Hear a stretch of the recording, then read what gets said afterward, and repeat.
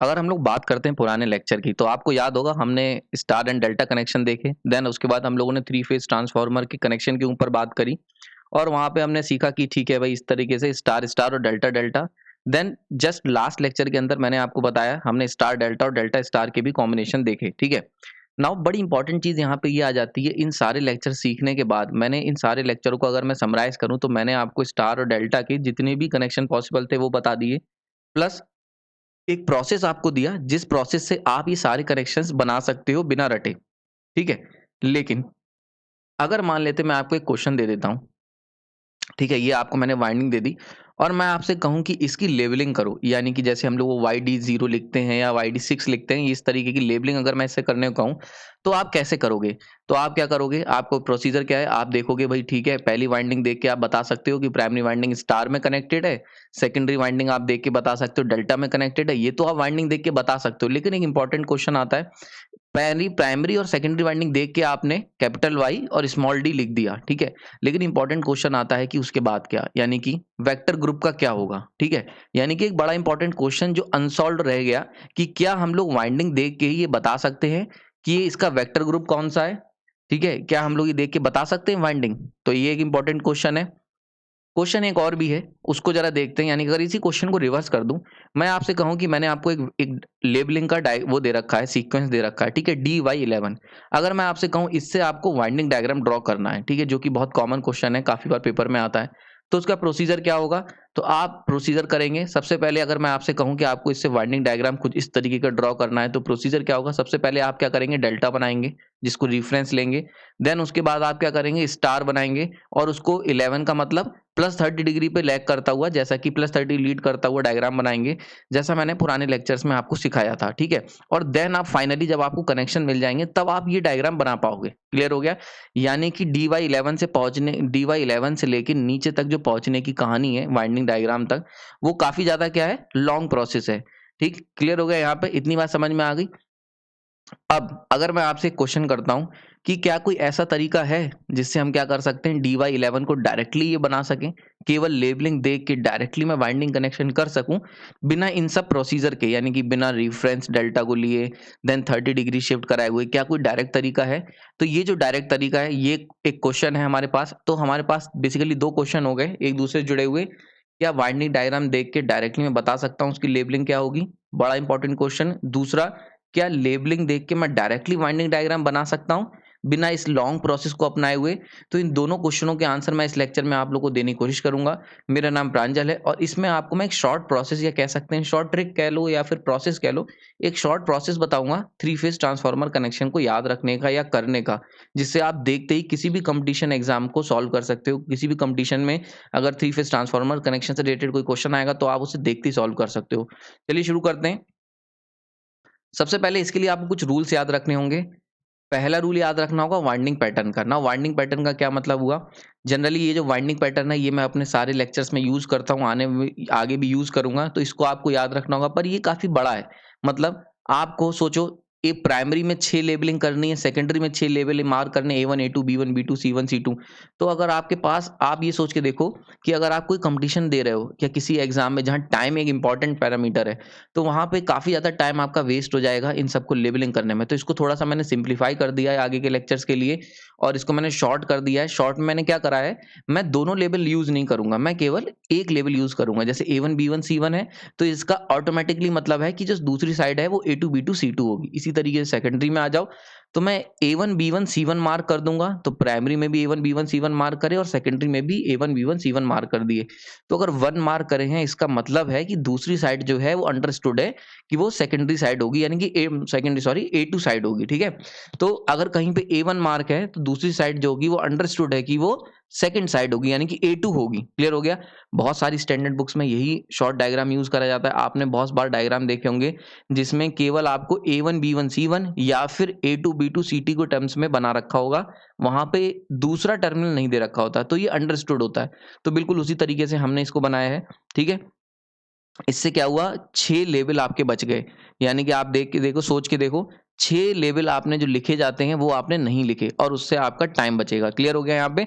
तो आपको ये वाइंडिंग पैटर्न याद रखना है। पहला रूल क्लियर हो गया होगा, बहुत सिंपल है, कुछ मैंने खास कॉम्प्लिकेटेड नहीं बताया। नाउ बात करते हैं दूसरे रूल की, जो कि कनेक्शन पैटर्न। ये बड़ा इंपॉर्टेंट रूल है, इसको बड़ा ध्यान से समझना। अगर कनेक्शन पैटर्न की बात करते हैं तो दो पैटर्न पॉसिबल हैं। पहला पैटर्न है हमारे पास सेम पैटर्न, ठीक है। सेम पैटर्न का क्या मतलब हुआ, जैसे स्टार स्टार का अगर मैं एक एग्जांपल लेके चेक करूं, तो जैसे मेरे पास इस तरीके की वाइंडिंग है। नाउ सेम पैटर्न की अगर बात करते हैं तो प्राइमरी में हमने क्या करा, अगर प्राइमरी साइड में A1 B1 C1 हमने क्लब करे हुए हैं स्टार बनाने के लिए, और सेकेंडरी में भी A1 B1 C1 को क्लब करा, तो ये सेम पैटर्न हो गया भाई। दोनों तरफ हमने क्या करा है, सेम ग्रुप सेम टर्मिनल के एलिमेंट्स को क्लब करा है। तो A1 B1 C1 को अगर प्राइमरी में क्लब करा है और सेकेंडरी में भी A1 B1 C1 को क्लब करा है, तो इसे हम कहेंगे सेम पैटर्न। ठीक, अब आप कहोगे ये तो बताना बहुत आसान है, क्योंकि भाई स्टार स्टार में। नाउ स्टार डेल्टा का एक केस ले लेते हैं, इसमें सेम पैटर्न कब होगा, तो इसको बड़ा ध्यान से देखना। अगर प्राइमरी में मैंने A1 B1 और C1 को क्लब करा है, तो सेकेंडरी में मैंने अगर जो डेल्टा होता है, आपको याद होगा डेल्टा में हम लोग अपोजिट टर्मिनल्स को कनेक्ट करते हैं, तो इसमें आपको ध्यान रखना है एक वर्ड इनिशिएशन का, यानी कि किसने शुरुआत करी। तो देखो अगर हमने प्राइमरी में A1 B1 C1 को हमने क्लब करा है स्टार वाले में, और सेकेंडरी में जहां डेल्टा है वहां पे अगर देखो इनिशिएशन A1 से B2, ठीक है, B1 से इनिशिएट हुआ और यहाँ पे C1 से इनिशिएट हुआ, तो अगर टर्मिनल A1 से इनिशिएट हो रहा है, B1 से इनिशिएट हो रहा है और C1 से इनिशिएट हो रहा है, तो ये भी हमारे सेम पैटर्न के अंदर आएगा। क्लियर हो गया यहाँ पे, ठीक है। तो A1 B1 अगर स्टार है, A1 B1 C1 क्लब करें, तो स्टार में क्लब करे हैं, और डेल्टा में क्या हुआ, डेल्टा में आपको देखना है किसने इनिशिएट करा है, मतलब किसने शुरुआत करी है वाइंडिंग की। तो A1 से देखो आप देख सकते हो यहाँ पे A1 ने शुरुआत करी है, दूसरे में देख सकते हो B1 ने शुरुआत करी है, और तीसरे में C1 ने शुरुआत करी है। तो इधर भी A1 B1, इधर भी A1 B1, तो यानी कि ये भी सेम पैटर्न के अंदर आ गए, ठीक है।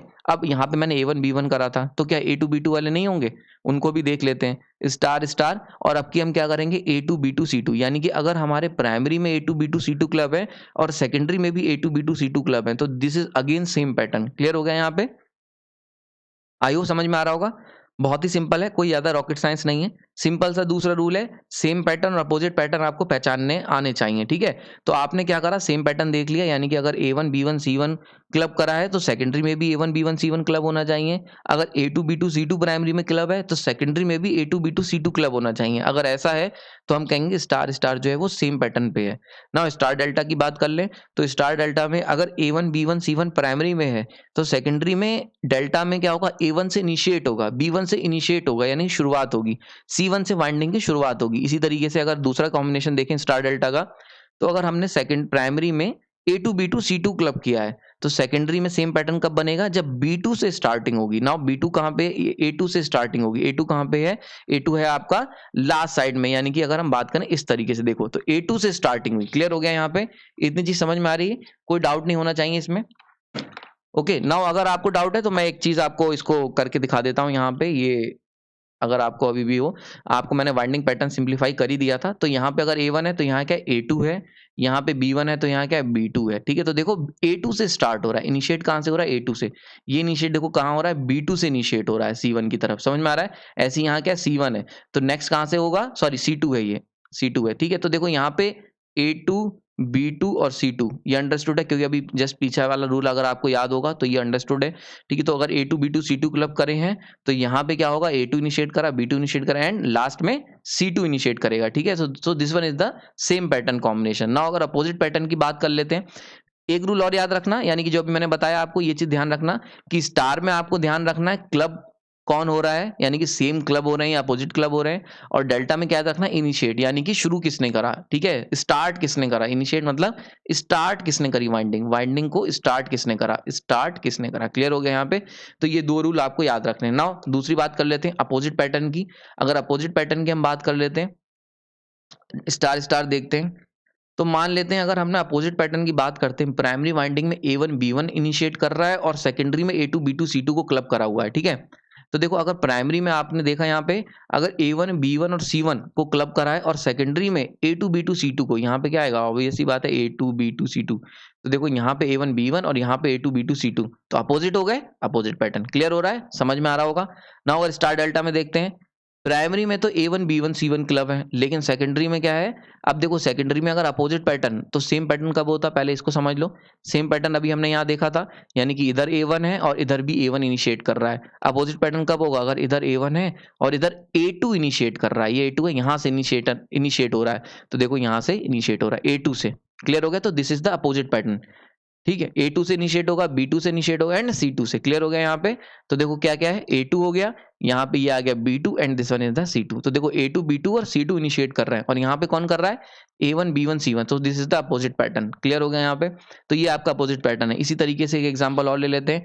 अगर स्टार की बात है, स्टार स्टार में, तो भाई यहाँ पे जैसे हमने ऊपर A1 B1 C1 क्लब करा था, अगर मान लेते हैं मैं A2 B2 C2 क्लब कर देता हूँ, तो देखो सेकेंडरी साइड में A1 B1 C1 क्लब है, यानी कि अपोजिट। समझ में आ रहा है? तो यहाँ पे देखो A2 B2 C2 क्लब है और इधर क्या है, A1 B1 C1 क्लब है। तो ये दोनों एक दूसरे के अपोजिट हैं, तो अपोजिट पैटर्न। क्लियर हो गया? इसी तरीके से स्टार डेल्टा में हम देख सकते हैं, प्राइमरी में A2 B2 C2 क्लब करा है।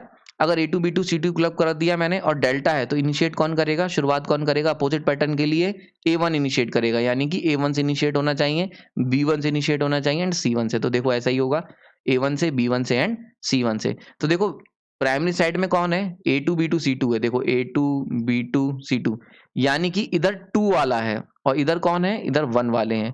तो इधर 2 इधर 1, यानी कि अपोजिट पैटर्न हो गया, तो अपोजिट पैटर्न कॉम्बिनेशन। समझ में आ रहा है? So this is the most important slide, ये याद रखना होगा। अगर आपको जो मैंने अभी शुरुआत में 2 क्वेश्चन दिए, अगर उनके आंसर देने हैं, तो आपको सेम पैटर्न और अपोजिट पैटर्न पहचानने आने चाहिए। आप वाइंडिंग देख के बता सकते हो। सबसे सिंपल रूल, आपको ये देखना है कि अगर स्टार है तो आपको देखना है कि क्लब किसने करा है, कौन से टर्मिनल क्लब है, और डेल्टा है तो इनिशिएट किसने करा है। आपने जैसे मान लो यहाँ पे क्लब, आप इसके ऊपर लिख दो 1 बड़ा बड़ा और यहाँ लिख दो 2, तो ये देखो 1 और 2 अपोजिट पैटर्न। क्लियर होगा? एक और तरीका सिंपल, अगर इसको देख सकते हो, जैसे मान लो ये, तो यहाँ पे 1 है तो यहाँ लिख दो बड़ा बड़ा 1 और यहाँ पे यहाँ पे भी 1 है, तो 1 1 सेम पैटर्न। क्लियर हो गया? ठीक है, समझ में आ रहा है? तो यहाँ पे भी देख सकते हो, यहाँ पे 1, यहाँ पे क्या है, यहाँ पे देखो 2 वाले हैं तो बड़ा सा लिख दो 2 और यहाँ पे भी देखो 2 है। ठीक है, यहाँ पे 2 हो गया। ऐसे ही देखो, इसको देखो, यहाँ ऊपर लिख दोगे, वहां से भी सॉल्व कर सकते हो। आपने यहाँ देख के बता दिया A1 B1 सारे 1 वाले हैं, ऊपर बड़ा सा लिख दो 1 और यहाँ पे देखो, यहाँ पे भी कौन है, इनिशिएट करने वाले 1 वाले हैं, तो यहाँ पे भी बड़ा सा 1 लिख दो। क्लियर हो गया? इस तरीके से भी सॉल्व कर सकते हो। अब देखो यहाँ पे सारे इनिशिएट करने वाले कौन है, 1 है, लेकिन यहाँ पे देखो कनेक्शन कौन इनिशिएट कर रहा है, 2, तो 1 2 अपोजिट पैटर्न। क्लियर हो गया? तो यहाँ से आपको पहचानना आ गया होगा। आई होप मैंने सफिशिएंट टाइम दे दिया है इसको। आगे चलते हैं। नाउ अब हम देखते हैं स्टार स्टार या फिर डेल्टा डेल्टा, यानी कि हम 0 लेवल से स्टार्ट करेंगे, बहुत बेसिक सा शुरू करते हैं। उसके बाद हम लोग नेक्स्ट लेक्चर के अंदर हम लोग स्टार डेल्टा पे जाएंगे। पहले स्टार स्टार और डेल्टा डेल्टा समझ लेते हैं, जो अभी मैंने आपको सिखाया है। तो सबसे पहला same connection pattern. Same connection pattern अगर है तो याद रखना वो कितना होगा, 0 डिग्री बनाएगा सेम कनेक्शन पैटर्न पे, स्टार स्टार, और 12 ओ क्लॉक यानी कि 0 आवर्स। तो यहाँ पे 0 क्लॉक भी इसे लिख सकते हो। क्लियर हो गया यहाँ पे? तो आपको क्या याद रखना है, अगर स्टार स्टार है या डेल्टा डेल्टा है और सेम पैटर्न है, तो आपका मतलब क्या हो गया, वहां पे एंगल कितना होगा, वेक्टर, जो वेक्टर कनेक्शन है वो कितना हो गया, 0 डिग्री। नाउ अब इसको बना लेते हैं। तो भाई देखो, हमने क्या रखना है, सेम रखना है। तो अगर प्राइमरी में A1 B1 है तो सेकेंडरी में भी A1 B1 C1 होगा। लिखेंगे कैसे, प्राइमरी वाइंडिंग स्टार में, सेकेंडरी वाइंडिंग भी स्टार में, तो Y capital Y small y और 0 0 का मतलब 12 o'clock। क्लियर हो गया? नेक्स्ट, खत्म। अब देखो यहाँ पे तुम्हें दे रखा है डेल्टा डेल्टा, देख लेते हैं। तो प्राइमरी मान लो तो इनिशिएट करता है, A1 से इनिशिएट हुआ, B1 से इनिशिएट हुआ और C1 से इनिशिएट हुआ। तो सेकेंडरी में भी क्या होगा, सेम कनेक्शन पैटर्न है, तो 1 1 से इनिशिएट होगा, तो A1 से इनिशिएट होगा, B1 से इनिशिएट होगा एंड C1 से इनिशिएट होगा। इसको लिखेंगे कैसे, इसको लिखेंगे capital D small d and 0 0 मतलब 12 o'clock और 0 डिग्री, 0 आवर्स। क्लियर हो गया यहाँ पे? Same connection pattern 0 degree. Now opposite connection pattern, यानी कि अगर कनेक्शन पैटर्न अपोजिट है तो हम इसको क्या लिखेंगे, 180 डिग्री। 180 डिग्री का मतलब 6 o'clock। तो अपोजिट कनेक्शन पैटर्न अगर स्टार स्टार है, याद है ये रूल याद रखना, स्टार स्टार और डेल्टा डेल्टा में सेम कनेक्शन पैटर्न मतलब 0 और अपोजिट कनेक्शन मतलब 180 डिग्री। क्लियर हो गया यहाँ पे? तो इसको बना लेते हैं। ये हमारे पास दिया हुआ है कॉम्बिनेशन। तो अगर हम मान लेते हैं अपोजिट कनेक्शन मतलब प्राइमरी में A1 B1 जोड़ा है, तो सेकेंडरी में A2 B2 C2 जोड़ दोगे। क्लियर हो गया यहाँ पे? इसी तरीके से अगर डेल्टा बनाएंगे, इसे लिखेंगे कैसे, Y6। क्लियर हो गया? नाउ सेकेंडरी की अगर बात कर लेते हैं, तो प्राइमरी में अगर A1 B1 से इनिशिएट हो रहा है और C1 से इनिशिएट हो रहा है, तो सेकेंडरी में A2 B2 और C2 से इनिशिएट होगा। लिखेंगे कैसे, DD6। क्लियर हो गया यहाँ पे? समझ में आ रहा है? आईओबी चीज क्लियर हो रही होगी। तो दिस इज द, ये सेकंड मेथड है याद रखने का। पहला मेथड मैंने आपको पुराने लेक्चर्स में बताया हुआ है, ये थोड़ा सा शॉर्ट मेथड है, अगर आपको ये ध्यान रख सकते हो तो सेम कनेक्शन पैटर्न 0 डिग्री अगर बनाएंगे, स्टार स्टार डेल्टा डेल्टा, और अपोजिट होंगे तो 180 डिग्री बनाएंगे। क्लियर हो गया यहाँ पे? नाउ अब एक मास्टर चार्ट आपको दे देता हूँ, ये मास्टर चार्ट आपको याद रखना है। इसमें हम क्या क्या देखेंगे, primary winding, secondary winding, pattern क्या है, एंगल और क्लॉक। तो अगर हमारे पास पॉसिबल कॉम्बिनेशन क्या-क्या है, star, star, star, star, delta, delta, delta, delta. Now अगर हम बात करते हैं पैटर्न, तो स्टार जो होगा स्टार, स्टार वो या तो सेम पैटर्न में होगा या फिर अपोजिट पैटर्न में होगा। इसी तरीके से डेल्टा भी, डेल्टा, डेल्टा या तो सेम पैटर्न में कनेक्ट होंगे या अपोजिट पैटर्न में कनेक्ट होंगे। अगर सेम में कनेक्ट है, तो यहाँ पे एंगल आपके सामने है। अगर स्टार, स्टार सेम में कनेक्ट है तो 0 angle, star delta, delta same में कनेक्ट है तो 0 एंगल, स्टार, स्टार अगर अपोजिट कनेक्ट है तो 180 डिग्री का एंगल, और अगर डेल्टा, डेल्टा अपोजिट कनेक्ट है 180 डिग्री। क्लॉक के टर्म में क्या लिखेंगे, 0606, यानी कि क्लॉक हमेशा एंगल पे डिपेंड करेगी। अगर एंगल 0 है तो क्लॉक 0, एंगल 180 है तो क्लॉक 6, ये चीज़ फिक्स रहेगी, ठीक है। तो एक चीज़ आपको और याद रखनी है इसमें कि एंगल और क्लॉक ये दोनों जो होंगे ये एक साथ काम करते हैं, ठीक है। पैटर्न जो है ये स्टार, डेल्टा ये सब है, एंगल और क्लॉक हमेशा फिक्स रहेंगे। क्लियर हो गया यहाँ पे? तो एंगल अगर 0 है तो क्लॉक 0, एंगल 180 डिग्री तो क्लॉक 6 दिखाएगी। क्लियर हो गया यहाँ पे? नाउ अब एग्जाम्पल देख लेते हैं, यानी कि आपको जो शुरुआत में मैंने क्वेश्चन दिए थे, 4 क्वेश्चन दे रहा हूँ और उससे आपको एकदम क्लियर हो जाएगा। ये 4 क्वेश्चन है हमारे पास। क्लियर हो गया?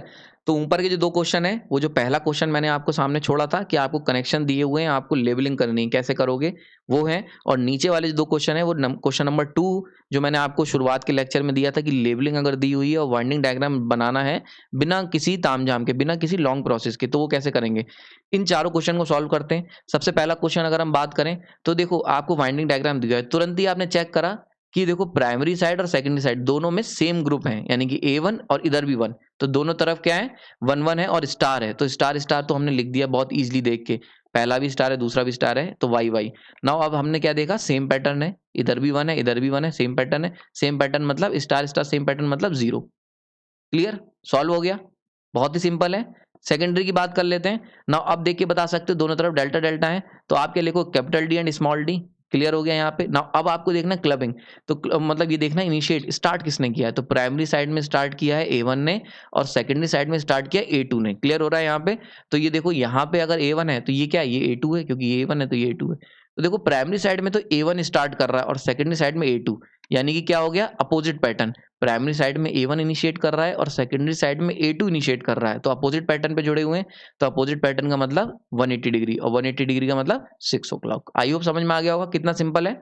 इसी तरीके से अभी नीचे देख लेते हैं DD 0, ठीक है। तो हम बनाते हैं DD का मतलब दोनों प्राइमरी और सेकेंडरी वाइंडिंग दोनों डेल्टा में है। अब इनिशिएट कौन करेगा, कैसे वाइंडिंग पैटर्न होगा, तो ये पता चलेगा, ये जानकारी मिलेगी 0 से। 0 का मतलब सेम पैटर्न, सेम पैटर्न का मतलब अगर प्राइमरी में हम लोग 1 से इनिशिएट कर रहे हैं तो सेकेंडरी में भी 1 से इनिशिएट करेंगे। सॉल्व हो गया, क्लियर हो गया यहाँ पे। नाउ लास्ट क्वेश्चन देख लेते हैं YY6, यानी कि स्टार प्राइमरी भी स्टार में सेकेंडरी भी स्टार में है। क्लियर हो गया। अब तुम्हें पता करना है वाइंडिंग कनेक्शन। तो देखो 6 का क्या मतलब है, 6 का मतलब है अपोजिट पैटर्न। तो अगर प्राइमरी A1 B1 C1 है तो सेकेंडरी अपोजिट कौन होगा, A2 B2 C2 होगा। ठीक है, क्लियर हो गया यहाँ पे। तो आई होप आपको समझ में आ गया होगा। तो this is the shortest method, यानी कि अगर आपको केवल लेबलिंग दे रखी तो वहां से डायरेक्ट वाइंडिंग डायग्राम बनाना, और वाइंडिंग डायग्राम दे रखा है तो डायरेक्ट वहां से लेबलिंग करना। तो ये उस सीरीज का एक पहला पार्ट है।